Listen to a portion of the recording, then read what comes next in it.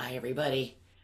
I've been pondering greed, and I suppose I'm pondering greed because of so much of the violence and choices that are being made in our world as we look on and watch with horror a lot of the violence, and we think, oh, it must be all about money. Somebody wants something. Just follow the money path, and you'll figure it out. And then I've been thinking about it's so easy to blame and look at others who are exhibiting greed.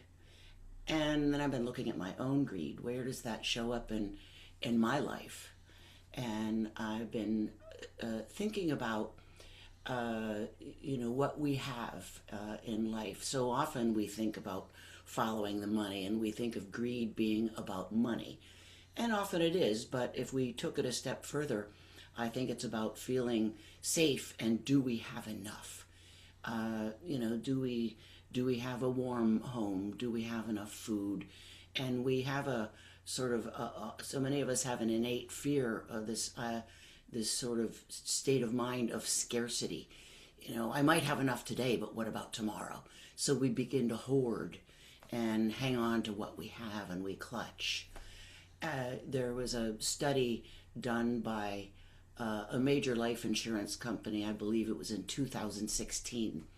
And the survey was with women, older women, and more than 50% of older women, no matter how many resources they had, had a fear of becoming a bag lady. And a term was actually coined called the bag lady syndrome. Now, I'm sure that this isn't true just with women, men too.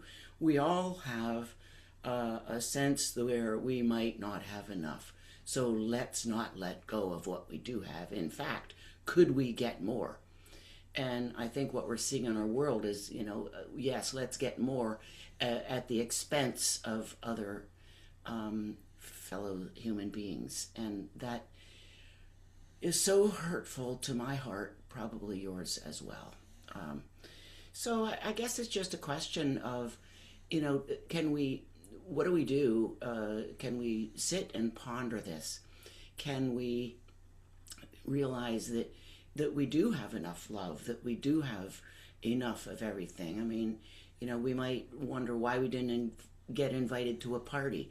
Then we feel like we don't have enough respect, we don't have enough love, we don't have enough friends, we don't have a lot of things. And I think that we can turn it around and bring it home and say, yes, I do have enough.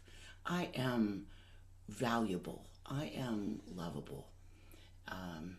And I wonder if maybe the first thing we could do is look around and say, is there something here that I could stop clutching?